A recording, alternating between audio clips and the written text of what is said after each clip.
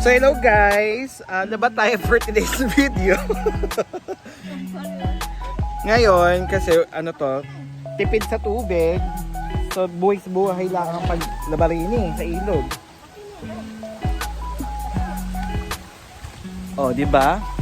Sa Maynila, nagkabayad ka ng tubig dito, libre lang. So buhay nga lang. So, laba tayo. So ito na guys, dito kami maglalaba. Papakita ko sa inyo, teka lang.